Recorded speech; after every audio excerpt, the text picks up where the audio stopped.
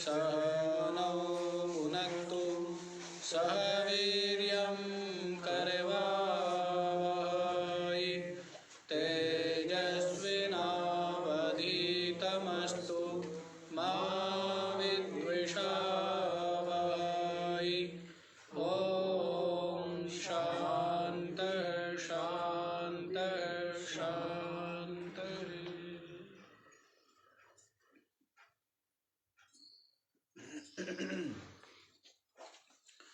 हाँ जी, तो विवेक, वैराग्य, षट संपत्ति और मुमुक्षुता का स्वरूप विचार चल रहा है। लाइट पूरी जला दी है क्या? हाँ जला दी, जला दी। ठीक ठीक है, अच्छा रह गई थी, ठीक है बस। अच्छा जी, तो 20वें श्लोक में बतलाया था ब्रह्म सत्यम जगन मिथ्या इति एवं रूपो विनिश्चयः। ब्रह्म सत्य है और ये जगत जो है मिथ्या है। हाँ? विवेक का स्वरूप समझ लीजिए, क्या बतला रहे हैं। और ये विवेक का स्वरूप ना हो करके ज्ञान का ही स्वरूप है ना। विवेक का स्वरूप तो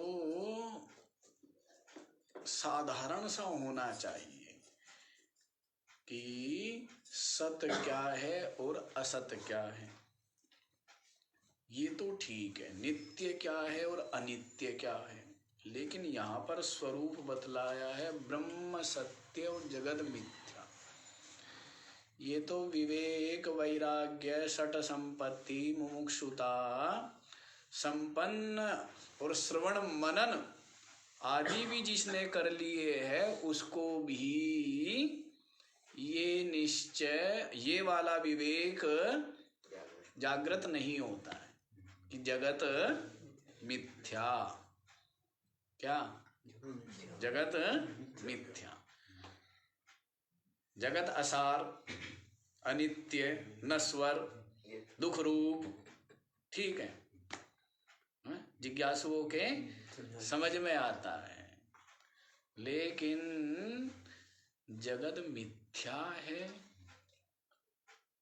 ये तो ज्ञान ही हो गया ना। तो देखिए यहाँ पर तो भगवान भाष्यकार का जो विवेक का स्वरूप बतलाया है यही बतलाया है। तो ये एक तरह से साधन और साध्य का अभेद करते हुए कथन किया है। विवेक है साधन और ज्ञान है साध्य। तो ज्ञान क्या है? ब्रह्म सत्य जगत मिथ्या, ये क्या है? ज्ञान है। और नित्य अनित्य वस्तु की पृथकता का ज्ञान, ये विवेक है ना। तो विवेक को जो यहाँ पर लक्षण बतला दिया वो तो ज्ञान का ही लक्षण हो गया, लेकिन ये भावी वृत्ति से बतलाया है। भावी वृत्ति का मतलब है कि आज आपको विवेक हो गया है और भविष्य में आपको ज्ञान भी होगा। विवेक हो गया है और ज्ञान भी होगा। और ज्ञान क्या होगा? ब्रह्म सत्य, क्या ज्ञान होगा? यही ज्ञान होगा ना। हाँ, तो इसी को बतला रहे हैं। भावी वृत्ति से समझ लीजिए या साध्य साधन का अभेद करते हुए कथन किया है, ऐसा समझ लीजिए। तो ब्रह्म सत्य है, परमात्मा अंतर्यामी रूप से जो समस्त भूतों के हृदय में विराजमान है, वह परमात्मा क्या है? सत्य है। और ये जगत मिथ्या है। ये जो जगत है मिथ्या, मतलब जो न होते हुए प्रतीत होवे, जो है नहीं, जिसको सत भी नहीं कहा जा सकता और असत भी नहीं कहा जा सकता, उसको मिथ्या कहते हैं। सत भी नहीं कहा जा सकता क्योंकि तीनों कालों में नहीं रहता है, स्वप्न में नहीं, सुषुप्ति में नहीं है, और प्रलय में भी नष्ट हो जाता है, इसलिए इस जगत को सत भी नहीं कहा जा सकता। असत भी नहीं कहा जा सकता क्योंकि सबकी प्रतीति का विषय हो रहा है, सब इसको जान पा रहे हैं, तो इसको अत्यंत असत भी नहीं कह सकते। तो जो सत भी ना हो, असत भी ना हो वे, तो वो क्या है? वो मिथ्या है। वो क्या है? तो न होते हुए भी जो प्रतीत होवे, उसको क्या कहेंगे? मिथ्या। तो ये जगत है नहीं, लेकिन प्रतीत होता है, मिथ्या है। रस्सी में जो सर्प है वो असत नहीं कहेंगे, उसको क्या कहेंगे? मिथ्या। क्या कहेंगे? मिथ्या कहेंगे। है नहीं लेकिन प्रतीत होता है। मरुभूमि में जो जल है, जो जल भास रहा है, उसको भी क्या कहेंगे? मिथ्या कहेंगे। जो न होते हुए प्रतीत हो, भासे, तो वो मिथ्या हो गया है। तो इस प्रकार से ये जो जगत है मिथ्या है। ये सब का सब दृश्य वर्ग जगत में आपका शरीर भी आ गया। एक ब्रह्म से भिन्न जो कुछ भी है अध्यस्त, जो कुछ भी प्रतीति में आता है, जो कुछ भी हमारी वृत्ति का विषय बनता है, गो गोचर जहाँ लग मन जाई, सो सब माया जानऊ भाई। है जहाँ तक भी इंद्रिया और इंद्रियों के जो विषय है, इनकी पहुंच है, वहां तक क्या है? माया का ही फैलाव है, माया का ही सीमा है। जहां तक भी इंद्रिया और इंद्रियों के विषय, और जहां तक मन जाए, मन की भी दौड़ जहां तक है, लेकिन मन भी अपनी आत्मा में तो नहीं जा सकता। अपनी आत्मा में जब जाता है तब ये मन नहीं रहता है, तब क्या हो जाता है? अपनी आत्मा ही हो जाता है। जैसे गंगा जी जब समुद्र में जाती है तो गंगा जी रह जाती है, क्या हो जाती है? समुद्र हो जाती है। तो वैसे ही जब आपका मन रूपी ये वृत्ति जब अपने स्वरूप की थाह लेने के लिए जाती है, तब क्या हो जाती है? ये उसको नापने गई थी और तदाकार हो गई। है ही वो, वो तो बाह्य विषयों को विषय करने के कारण से उसका नाम जो है मन बुद्धि पड़ गया है, अन्यथा ये है तो सब अपना आत्म स्वरूप ही, क्योंकि उसी अधिष्ठान से उत्पन्न होकर के भिन्न भिन्न भास रहे हैं। तो इस तरह है, तो मन भी सब जिसको विषय करता है वो सब माया के ही अंतर्गत है। अपनी आत्मा को मन भी विषय नहीं कर सकता है। तो इसलिए ये सब का सब माया माने मिथ्या। ये सब का सब क्या है?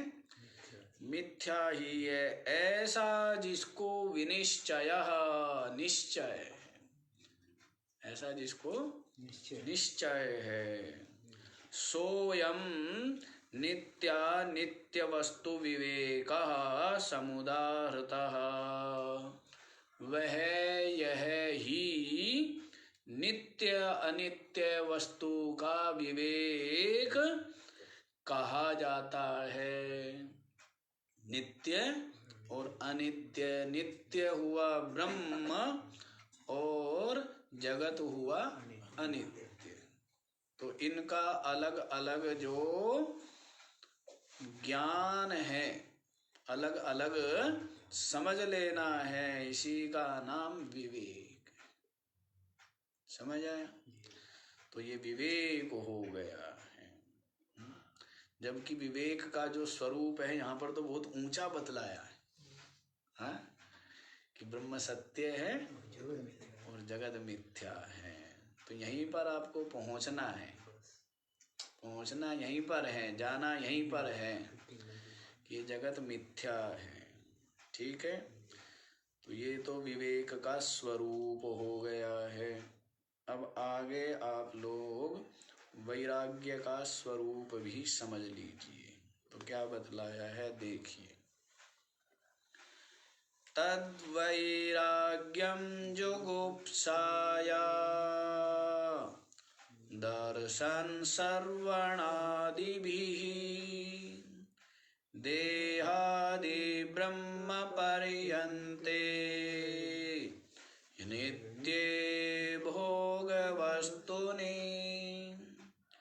तद्वैराग्यम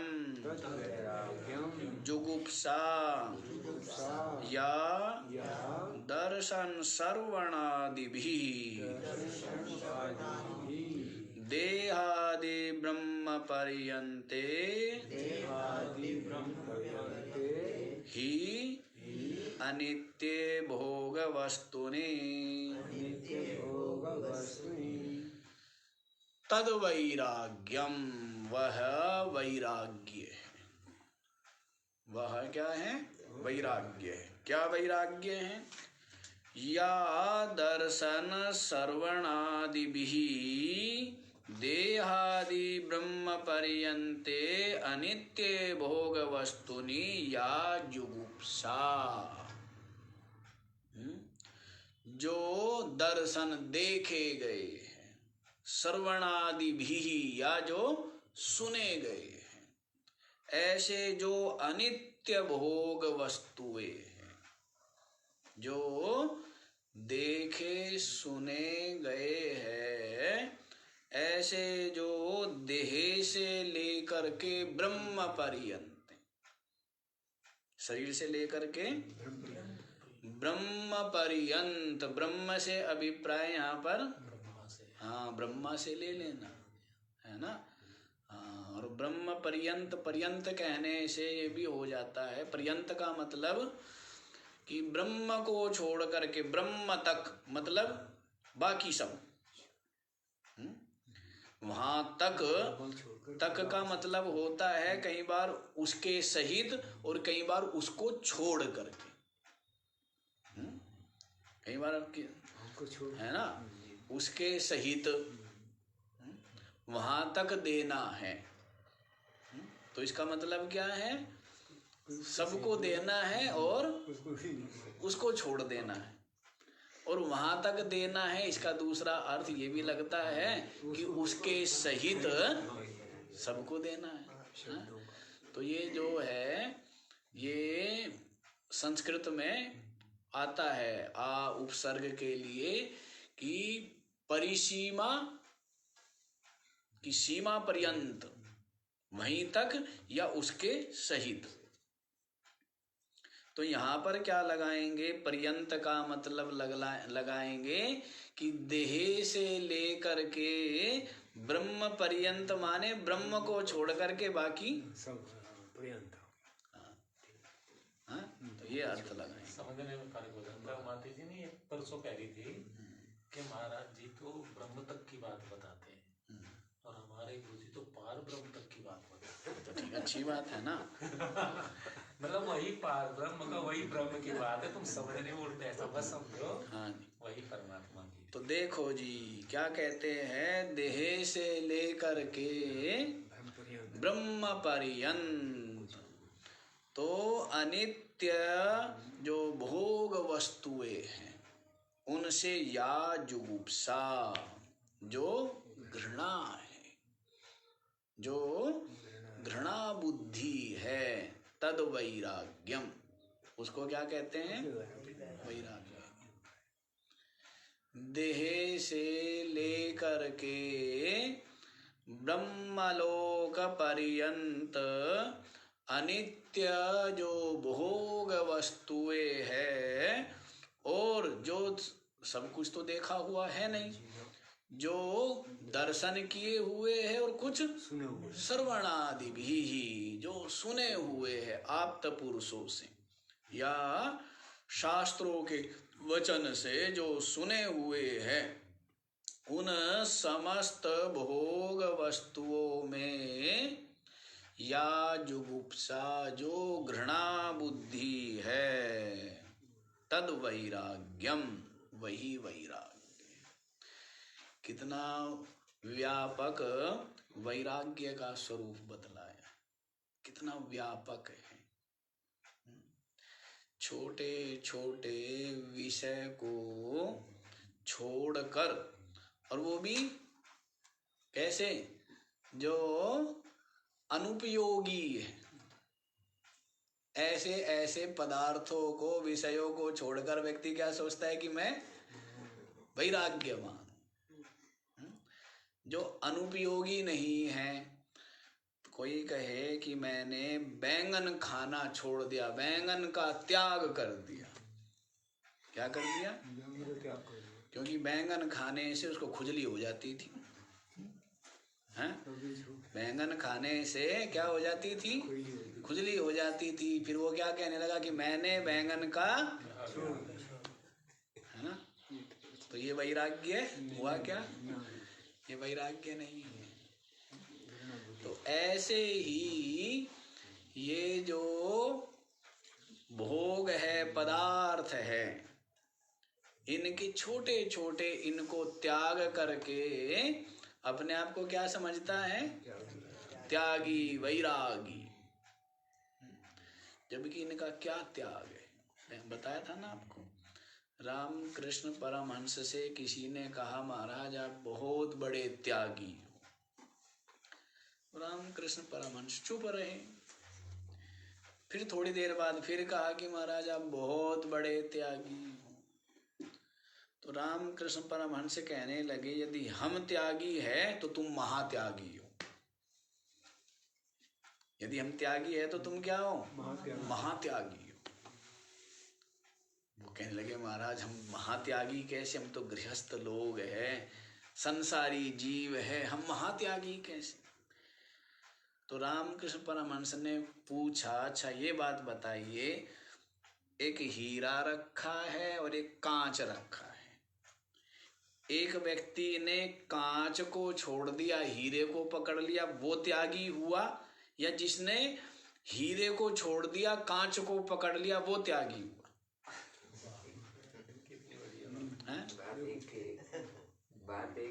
नहीं नहीं, एक ही कहानी है, समझिए। कांच और हीरे में फर्क नहीं है। अच्छा देखो, अच्छा देखिए, देखिए समझाने के लिए अभी अनित्य वाली बात कर नहीं। एक कांच है और एक हीरा है। एक ने हीरे को ले लिया, कांच छोड़ दिया, वो कोई त्यागी है क्या? हीरे को उठा लिया, कांच छोड़ दिया, वो कोई त्याग वाली बात नहीं है। दूसरे ने क्या किया?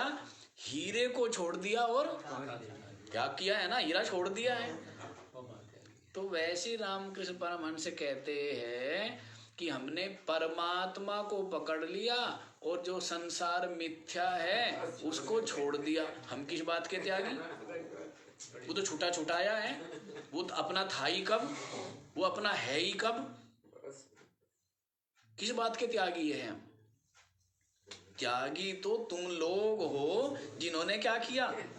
परमात्मा को छोड़ दिया, जिसको छोड़ा नहीं जा सकता, और जिसको पकड़ा नहीं जा सकता उसको तो त्यागी कौन हुआ? तो त्यागी आप हो। तो ऐसा त्यागी बनना चाहिए क्या? पकड़ने वाला त्यागी। हाँ, तो ऐसा त्यागी नहीं बनना चाहिए, ठीक है ना? हाँ, रागी बनना ही ठीक है, हाँ? महारागी। कैसा बनो?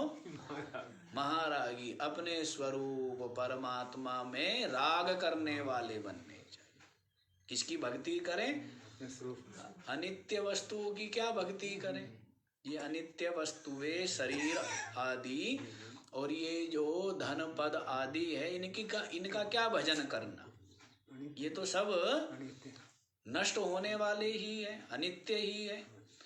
भजन करना है तो किसको भजना चाहिए? नित्य को, शाश्वत को, अविनाशी को, तो वो परमात्मा ही है।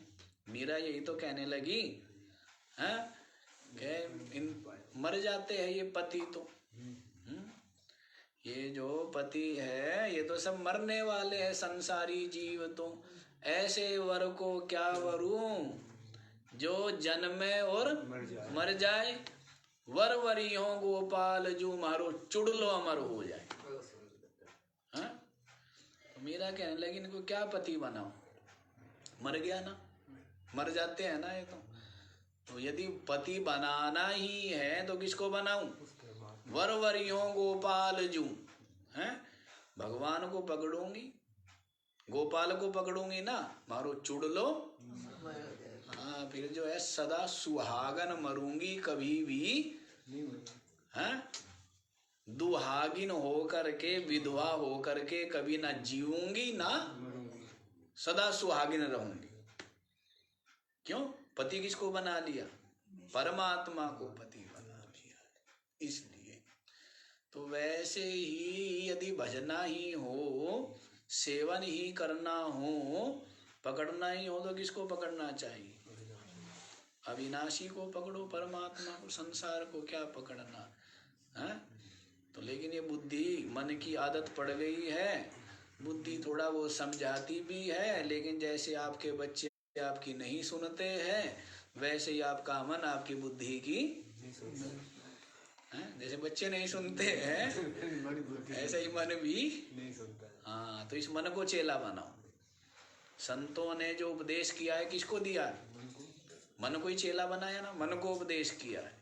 बुद्धि तो समझाती है, बुद्धि तो सत्संग में लाती है, शास्त्र का ज्ञान कराती है, तो बुद्धि तो समझाती है मन को, लेकिन ये जो मन है ये दौड़ जाता है चंचल बालक की तरह, तो हठी बालक की तरह। तो इसको समझाइए, धीरे धीरे क्या होगा?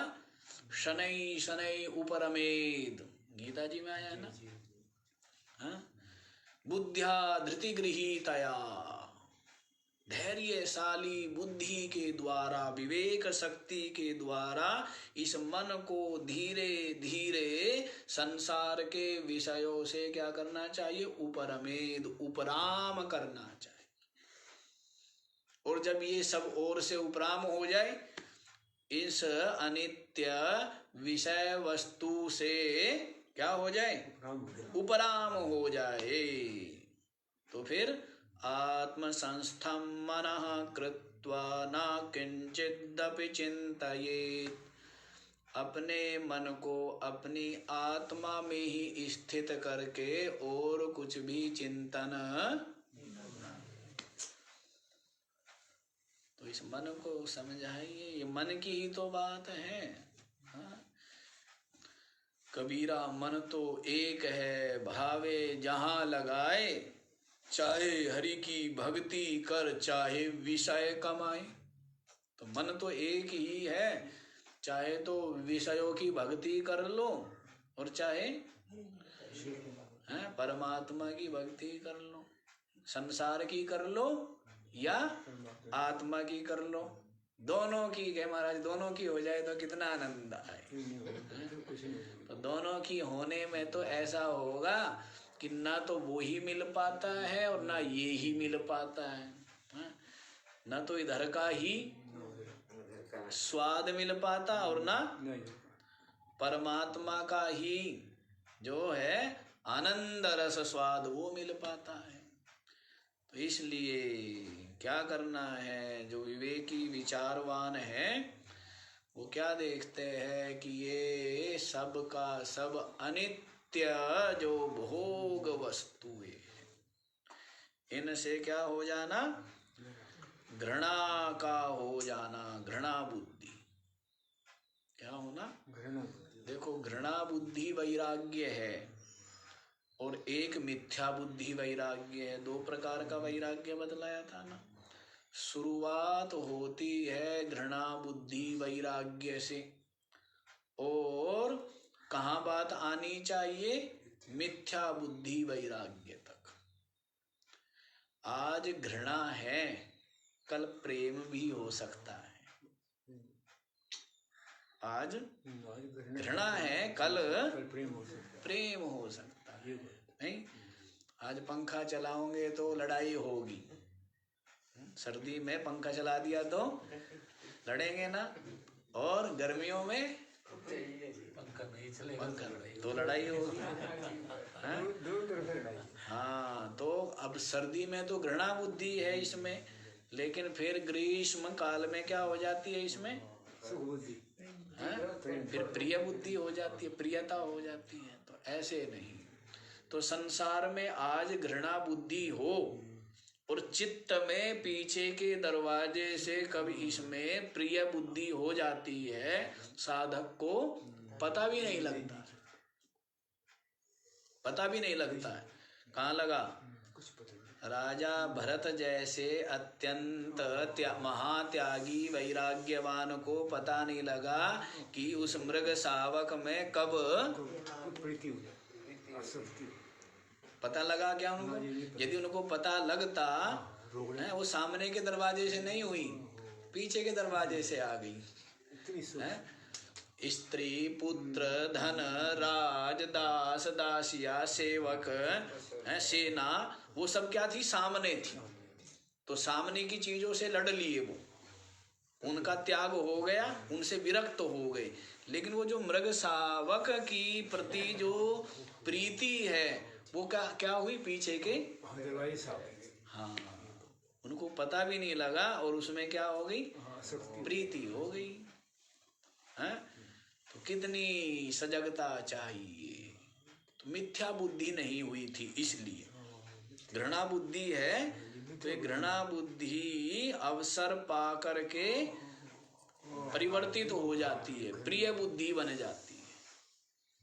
लेकिन यदि मिथ्या बुद्धि हो गया कि ये सारा दृश्य प्रपंच क्या है?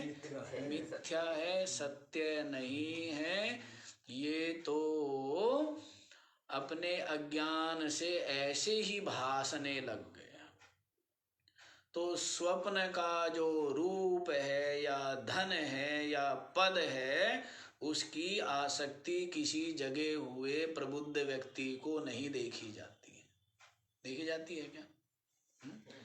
स्वप्न के जो पद पदार्थ है, उनमें किसी की प्रियता देखी गई है? प्रियता बुद्धि मूड की छोड़िए, किसी विवेकी विचारवान की उसमें प्रियता बुद्धि नहीं हो सकती। तो वैसे ही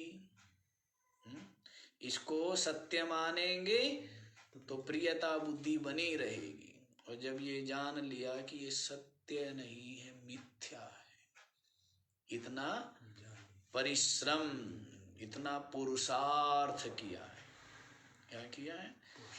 कितना पुरुषार्थ करना पड़ता है साधक को। संसारी लोग ईंट पत्थर इकट्ठे करने को और पता नहीं संसार में ही संग्रह परिग्रह त्याग आदि ग्रहण को ही क्या मानते हैं? पुरुषार्थ मानते हैं। लेकिन साधक को कितना पुरुषार्थ करना पड़ता है। वाणी आती है ना कि रात दिनों की लगी लड़ाई, जीता नाम आधार। हमारे ग्रंथ साहिब में आता है जीता दास जी महाराज कि रात दिनों की लगी लड़ाई। साधक क्या है? निरंतर, हाँ, निरंतर लड़ाई चलती रहती है। ये जो वृत्ति है, जो दृश्य की सत्यत्व बुद्धि वाली, राग बुद्धि वाली, उस वृत्ति के साथ में क्या लड़ाई होती है? विवेक की, कि ये सब की सब क्या है? असत है, मिथ्या है, असार है। इस प्रकार से निरंतर लड़ाई चलती है। जीता नाम आधार। लेकिन उसने क्या पकड़ लिया? जिसने नाम को पकड़ लिया, नाम का आधार ले लिया, आश्रय पकड़ लिया है, अपने स्वरूप को पकड़ लिया है, तो फिर ये सब प्रपंच चित्त में प्रवेश कैसे करे? क्योंकि मिथ्या हो गया है, विलय हो गया है, इसका दृश्य का विलय हो गया है। तो इस प्रकार से तो अब आप देखिए कितना पुरुषार्थ करना होता है साधक को। कई लोग कहते हैं कि महाराज काम तो हम छोड़ देंगे, लेकिन फिर करेंगे क्या? अरे मैं कहता हूँ भाई है कि हम बचपन से लगे हुए हैं और दिन रात लगे हुए हैं, और लगे लगे भी काम निमट के नहीं दे रहा है। दिन रात लगे हुए हैं और काम ही कुछ नहीं है।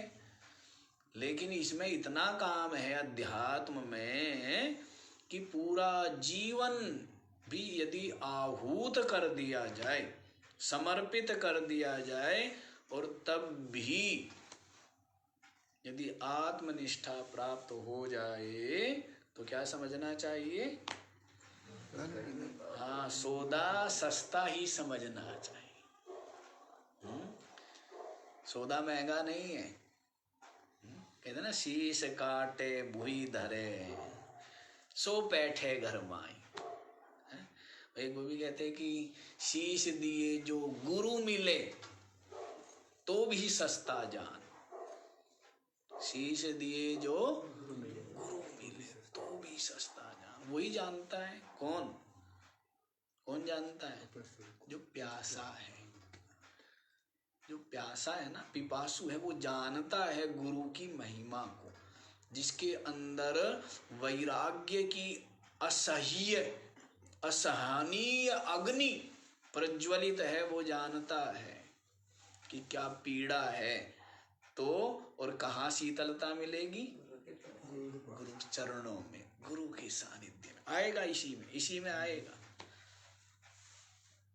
कि जिसके अंदर वैराग्य की, विरह की भयानक अग्नि प्रज्वलित है, तो उसके लिए तो यदि कहते हैं शीश काटे गुरु मिले तो भी सस्ता जान, तो भी सस्ता ही समझना चाहिए। दूसरा ये भी आया, शीश काटे भुई धरे सो पैठे घर माई। शीश काट करके जो हाथों पर लेकर गुरु चरणों में रख दे, सो पैठे घर माई, वही अपने घर, अपनी आत्मा में प्रवेश कर सकता है। क्योंकि अहंकार ही तो रुकावट है। बाधा क्या है? अहंकार। और शीश काटने का मतलब ये मत कर देना रावण की तरह तलवार लेकर। शीश काटने का मतलब है अहंकार को मिटाना, है ना, इस मैं को गलित कर देना। तो ये बतलाया गया है।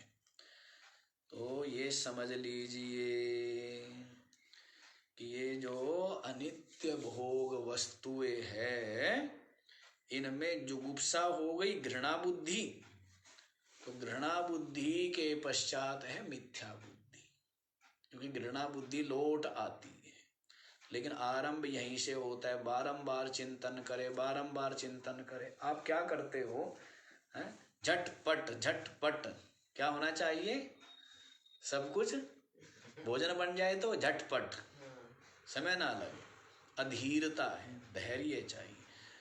अब आपको कहते हैं कि जगत मिथ्या है, तो सबके सब कहेंगे जी हाँ बिल्कुल महाराज, जगत क्या है? मिथ्या है। जगत की दुख रूपता, असारता, रसहीनता, परिवर्तनशीलता, नश्वरता, ये कोई अनुभव नहीं हुई है, और जगत मिथ्या है। हाँ जी महाराज, बिल्कुल मिथ्या। कभी मिथ्या हो सकता है उसके लिए? नहीं हो सकता। उसके लिए जगत मिथ्या नहीं है, ना हो सकता है। तो ये जो जल्दबाजी है ना कि मैं अभी के अभी क्या हो जाऊं? ब्रह्म हूं मैं क्या हूं? मैं चेतन हूं, मैं ब्रह्म हूं, मैं सच्चिदानंद हूं। ये जो जल्दबाजी, शीघ्रता, अधीरता, इसमें ये होता है कि बस माने रहता है, मिलता मिलाता कुछ भी नहीं। इसलिए पहले क्या होना चाहिए? इस जगत की दुख रूपता आदि जो बारंबार हम कहते, वो अच्छे से खूब विचार करके और हर जगह देख करके अपने चित्त को कि कहीं पर कोई राग तो नहीं है। जहां जहां भी चित्त गया है, जहां जहां भी उलझा है, जहां जहां भी अटका है, वहां सब उन पद का, पदार्थ का, विषय का, भोग का, सबका चिंतन करके, विचार करके कि ये सुख रूप नहीं है, वास्तव में दुख रूप है। और ऐसा मानना नहीं है, ऐसा समझना है। और केवल समझना नहीं है, खूब अच्छे से विचार करके उसको अनुभव कर लेना है। तब आपका इंद्रिया या आपका चित्त जो है उस विषय से हट पाएगा स्वाभाविक रूप से। तो ये जो जगत दृश्य है ये क्या है? दुख रूप है। और मिथ्या मानने में कुछ नहीं लगता है, मानने में कुछ नहीं लगा ना, लेकिन अनुभव नहीं हुआ कि जगत मिथ्या है, वास्तव में मिथ्या है। जब इसमें निष्प्रयोजनता अनुभव में आ जाएगी, उसके पश्चात ही इसका जो मिथ्यात्व है वो अनुभव में आएगा। तो साधक के लिए करने के लिए बहुत काम है।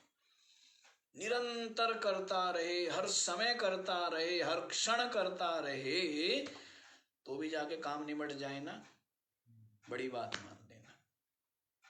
ठीक है, बड़ी बात मानना। हर समय लगे रहना पड़ता है, हर समय। क्योंकि ऐसा ये उलझा हुआ है वृत्तियां, मन जो वृत्ति रूप है, ऐसा अनेक प्रकार के देखे सुने हुए जो भोग वस्तुएं हैं, उनमें क्या है ये ऐसा उलझा हुआ है कि सब जगह से इसको क्या करना है? विवेक विचार पूर्वक हटा लेना है, अलग कर लेना है। तो ये कार्य है करने के लिए, बहुत कार्य है। उसके पश्चात फिर क्या है? फिर ये जो भोग वस्तुएं है ये मिथ्या है, ये मिथ्या बुद्धि वैराग्य होगा, ये मिथ्या बुद्धि वैराग्य है। पहले तो घृणा बुद्धि वैराग्य, प्रथम साधन शुरुआत समझिए घृणा बुद्धि वैराग्य, और साध्य क्या है? मिथ्या बुद्धि वैराग्य। ये साध्य है। विवेक विचार सागर में आता ना, ब्रह्मलोक लो भोग जो चहे सबन को त्याग, वेद अर्थ ज्ञाता मुनि कहत ताहि वैराग। ब्रह्मलोक पर्यंत जो भोग हैं, अरे महाराज ब्रह्मलोक के भोग छोड़ दीजिए, ये जो संसार के भोग है ना, ये अनुकूलता, ये प्रियता, इनमें ही चित्त बड़ा सुख का अनुभव करता है? और ब्रह्मलोक के भोग हैं, वो तो क्या है? वो तो निष्कंटक है और अल्प भी नहीं है, असीम है, सीमा नहीं है, हैं? तो ऐसे जो भोग है उनको तो छोड़ पाना बड़ा कठिन कार्य है। ये तो संसार के नहीं छूटते जो कि दिख रहे हैं सामने की क्या है? सीमित है, अल्प है, साथ साथ दुख रूप है? और ये फिर भी यही नहीं छूट पाते, इनका ही राग बना रहता है। और बात किसकी चल रही है? तो ये साधक के लिए सब चिंतन के विषय है, चिंतन के विषय है, कि छोटी सी उस पर क्या हो जाता है? लुब्ध हो जाता है। छोटे छोटे विषय, छोटी छोटी प्राप्ति में लिप्त हो जाता है। हाँ, जैसे धन प्राप्त करना हो तो उसके लिए भी लोभ और झूठ कपट का आश्रय ले लेता है। ये नहीं कि भाई ये मेरा नहीं है, ये गलती से आ गया है आपका और ये मेरा नहीं है। तो इतनी जिसके व्यवहार में शुचिता नहीं है, तो वैराग्य का क्या मतलब है? वैराग्य का मतलब कहाँ रह गया है? ये माताएं तो बड़ी फिर भी वो होती हैं हिम्मत वाली, है ना, कि स्वयं जो है भूखे रह करके और जो स्वादिष्ट भोजन है वो भी अपने संतान को या अपने परिवार वालों को देने का साहस रखती है ना? नहीं रखती है? हाँ, ये गड़बड़ कर लेती हो चुपके चुपके, बच्चे न बचे, है ना? कितना संतोष और कितना धैर्य और कितना त्याग है, नहीं है? हाँ, तो ये गुण है, मोह है, गुण है। मोह से ही सही, लेकिन त्याग तो है, गुण तो है। मोह पूर्वक ही सही, उस मोह को बदल देंगे तो फिर क्या हो जाएगा? वो गुण और विशिष्ट हो जाएगा आपका। हाँ, तो फिर भी बड़ी हिम्मत की बात है, नहीं है? ये भी हिम्मत की बात है। हाँ जी, तो इस तरह है ब्रह्मलोक के भोग भी जिसके चित्त को लुब्ध ना कर सके, उसमें भी आया है ना भोला बाबा की छंदावली में, सब भांति का सामर्थ्य है अरुप्राप्त सब ही भोग है, फिर भी न रुचते भोग है मालूम होते रोग है। ब्रह्मादि का ऐश्वर्य भी जिसके लिए खर भार है, ऐसे विवेकी धीर का इस ज्ञान में अधिकार।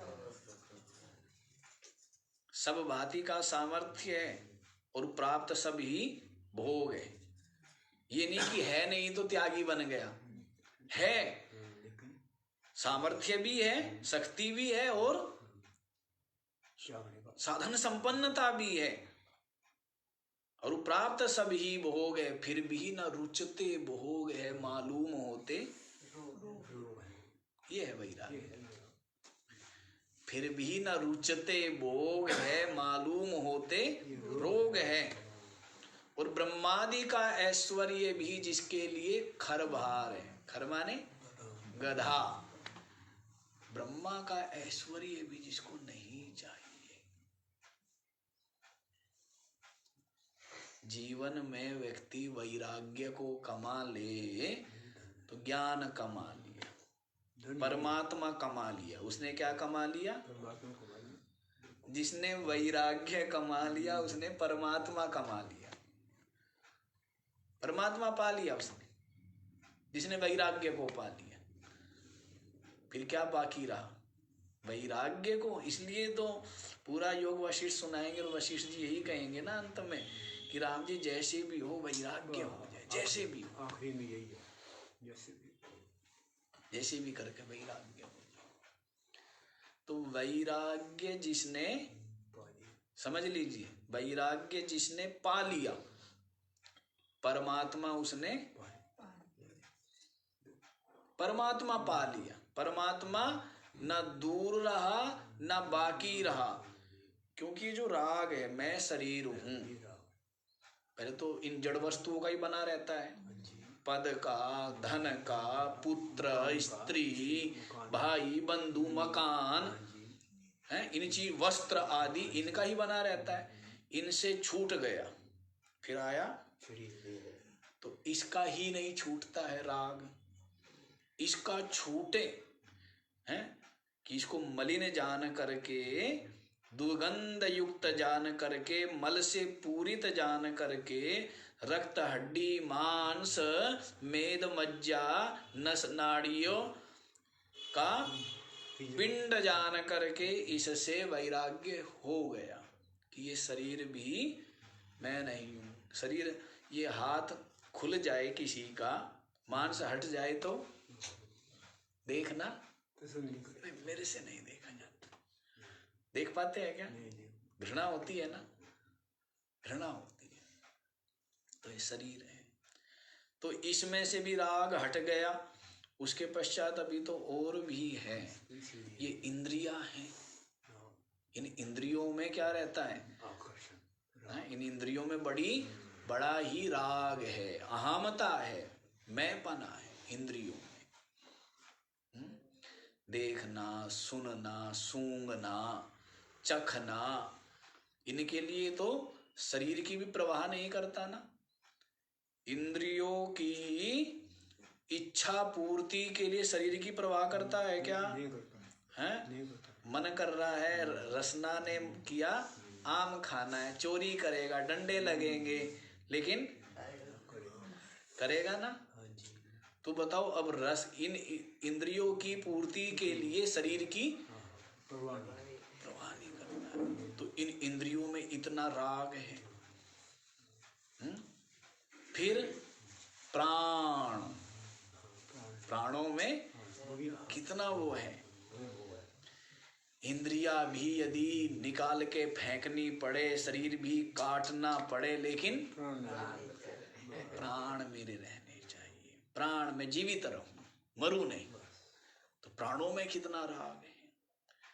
फिर प्राण से भी ऊपर उठता है तो मन, प्राण से भी ऊपर मन और बुद्धि में है, उसके लिए प्राण भी छोड़ देता है। अपनी इच्छा की पूर्ति के लिए और अपने अहंकार की रक्षा के लिए क्या कर देता है? प्राण भी छोड़ देता है। प्राणों को भी लटक जाता है, कूद पड़ता है, वही कारण है। नहीं जी जी। तो अपने अहंकार, पुष्टि, अपनी इज्जत, प्रतिष्ठा, इनके लिए क्या करता है? प्राणों का भी मोह नहीं करता है। और ये फिर मन बुद्धि, इनसे भी परे है अपना जीव भाव में, जीवत्व जिसको अहंकार भी कहेंगे। तो उसके लिए तो मन बुद्धि की भी प्रवाह नहीं करेगा है? उस अहम के लिए, जीव भाव के लिए इनकी भी प्रवाह नहीं करेगा। और जो अपनी वास्तविकता है वो ढकी रहेगी। अपनी वास्तविकता जो मैं चेतन हूँ, आत्मा हूँ, कूटस्थ हूँ, ब्रह्म रूप हूँ, वो तो ढकी ही रहती है। और इन राग जो अनात्मा है, इन अनात्मा के राग से ही रंजित, इनमें ही तादात्म्य, इनमें ही अहम बुद्धि और मम बुद्धि किए रहता है। तो वैराग्य जिसने पा लिया, ज्ञान उसने पा लिया। ज्ञान जिसने पा लिया, आत्म उसने वैराग्य को पाना। इसलिए वैराग्य का स्वरूप चल रहा है। वैराग्य जीवन में आ जाए, बहुत सुंदर बात है, बहुत सुंदर बात है। वैराग्य जीवन में आ गया, बहुत बड़ी बात है।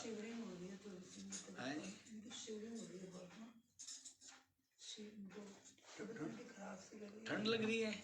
नहीं, ठंड नहीं लग रहा है। कंबल घर छोड़ गया है ना। हाँ ना, वो थोड़ा सा अपने उसमें ही रहते हैं। शरीर की कमी है, हैं? शरीर की कमी है, जो कुछ भी है। कंबल उड़ाओ, उम्र के हिसाब से कंबल लेके आओ वहाँ से, बच्चों से पूछ। हाँ जी, तो देख लीजिए यहीं पर वैराग्य का स्वरूप है। कह रहे शरीर कांप रहा है, हैं? बुढ़ापे में कहना विरक्त होने के कारण से रक्त कम हो गया ना, तो इसीलिए शरीर जो है, शरीर में रक्त नहीं रहा, तो शरीर में गर्मी नहीं रही।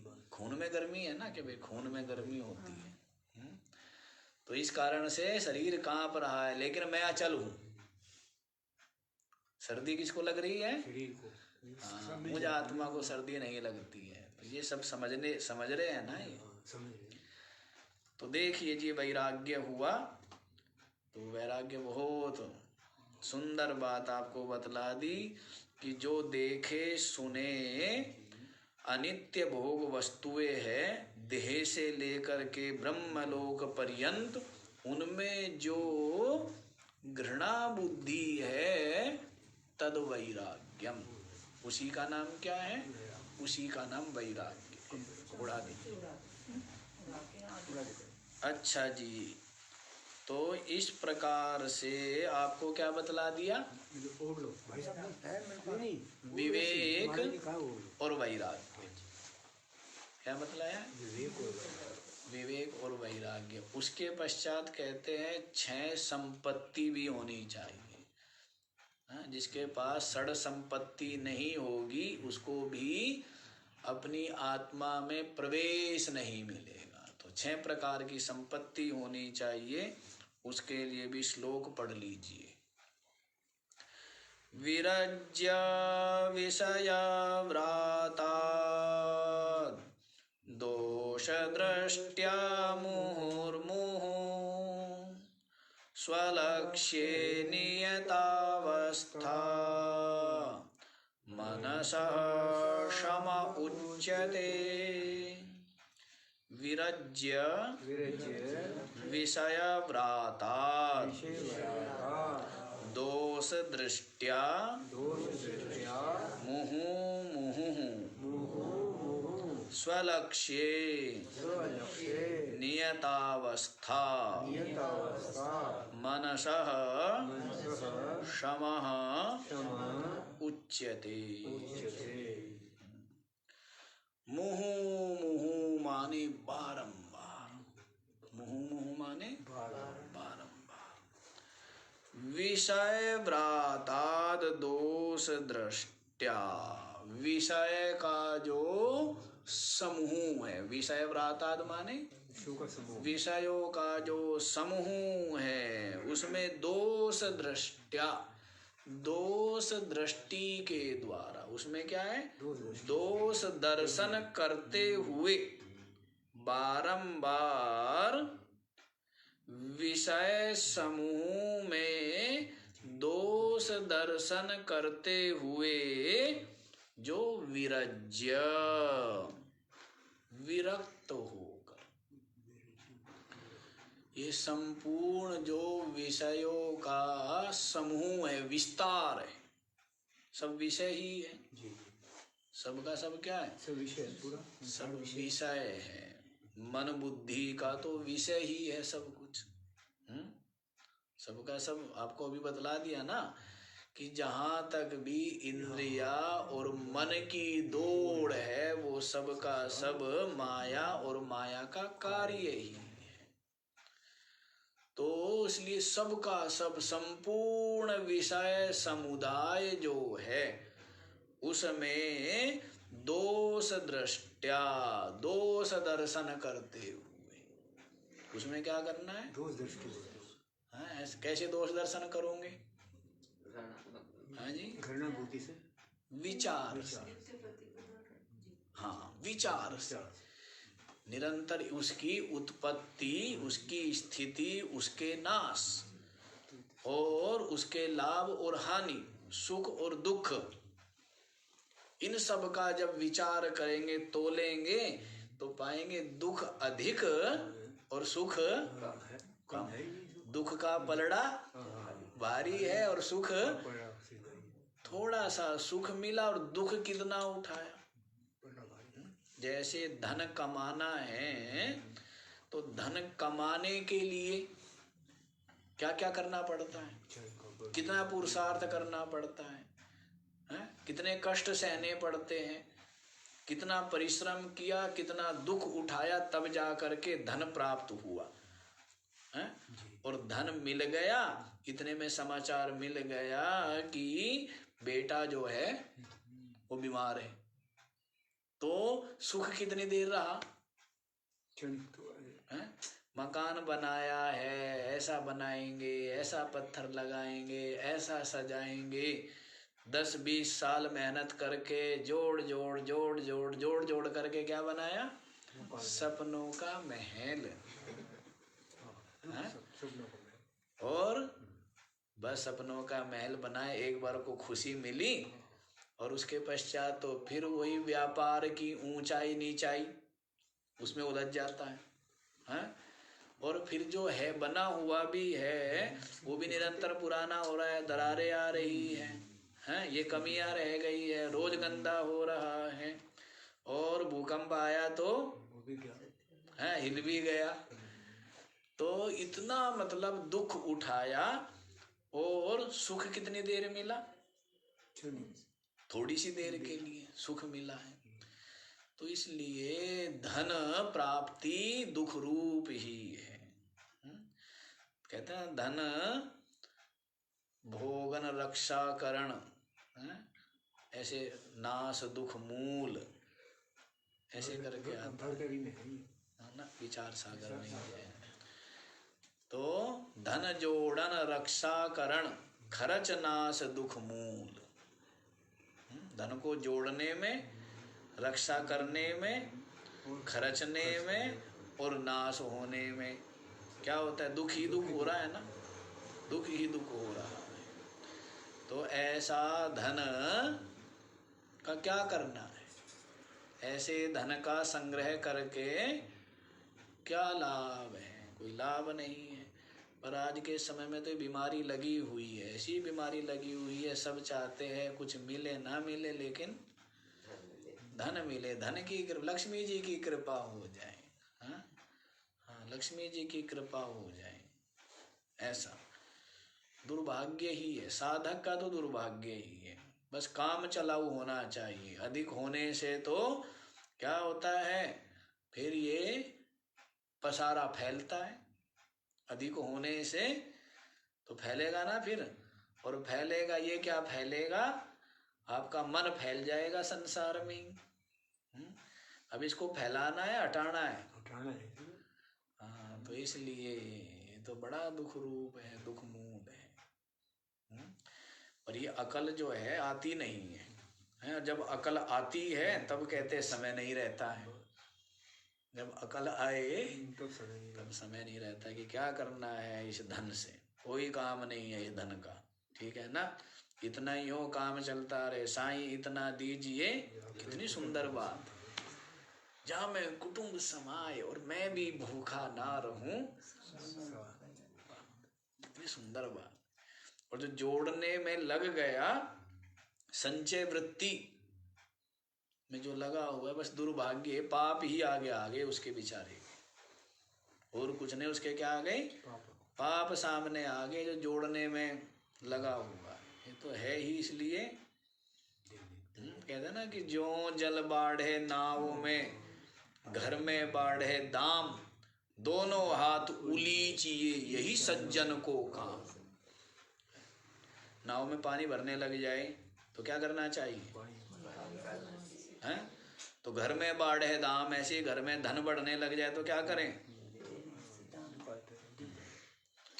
दोनों हाथ उलीचियो यही सज्जन को काम है। इतने बड़े बड़े दानी हैं। तो अब कल हम समाचार सुन रहे थे, कोई महिला बहुत विश्व की 15-20वें नंबर की धनी है, और उसने पता नहीं कितना अपनी सारी संपत्ति जो है ये बोला है कि मैं दान करूंगी। और अभी इस बीमारी में कोरोना में पता नहीं कितने अरब संपत्ति दान कर चुकी है। इसी बीमारी में कितने अरब।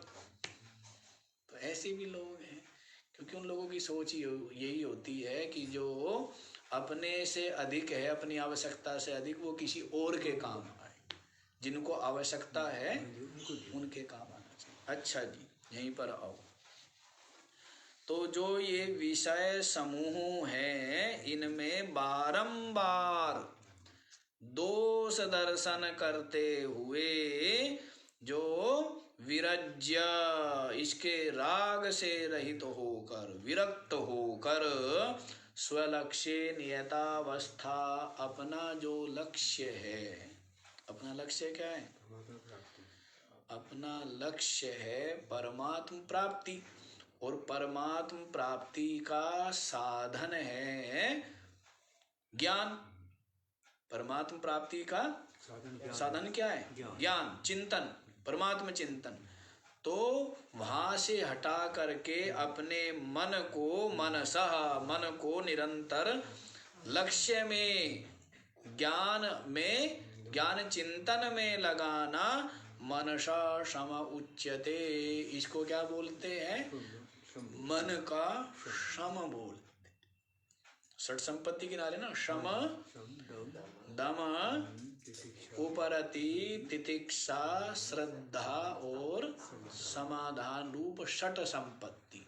तो पहली संपत्ति बतला दी है कि जो विषय समुदाय है इसमें बारंबार दोष दर्शन करते, क्या करते हुए, दोष दर्शन करते हुए इससे जो मन का विरक्त हो जाना है, मन का इससे जो हट जाना है और ज्ञान चिंतन में स्थिर हो जाना है, इसी का नाम क्षमा नाम का पहली संपत्ति है। इस प्रकार से दोष दर्शन अभी कर रहा है, अभी ज्ञान नहीं हुआ है। ज्ञान होने पर तो वही वाली बात होगी, जगत मिथ्या। लेकिन अभी क्या है, अभी साधन है। तो ये जगत सम्मुख है, दिख रहा है और इसमें अब तक सुख भी भोगा है, ऐसे संस्कार भी चित्त में संचित है कि ये जो पद पदार्थ विषय वस्तु है, क्या है, ये सुख रूप है। लेकिन अब विचार के द्वारा ये समझ लिया है कि ये सुख रूप नहीं है, वास्तव में अविवेक के कारण से मैं सुख रूप मानता था, मोह मूढ़ता के कारण से इनको सुख रूप मानता था, वास्तव में ये क्या है, दुख रूप है। ऐसा किसी ने कहा है और ऐसा साधक ने माना है, ऐसा नहीं है। किसी का कहा हुआ या किसी का शास्त्र का पढ़ा हुआ आप मान लोगे तो वो आपकी मान्यता अधिक नहीं ठहरेगी। समझ करके विचार करके अनुभव यही होना चाहिए, ये अनुभव यही होगा भी कि ये विषय जो अब तक मैंने सुख रूप माने, ये सुख रूप नहीं है, क्या है, दुख रूप है। इनकी दुख रूपता प्रकट हो जाए, अनुभव में आ जाए जिस साधक के सम्मुख, वो साधक विचारवान है, वही वास्तव में इस पथ का पथिक है। तो आज इतना ही, बाकी का विचार कल करेंगे। ओम पूर्णमदः पूर्णमिदं पूर्णमुदच्यते पूर्णस्य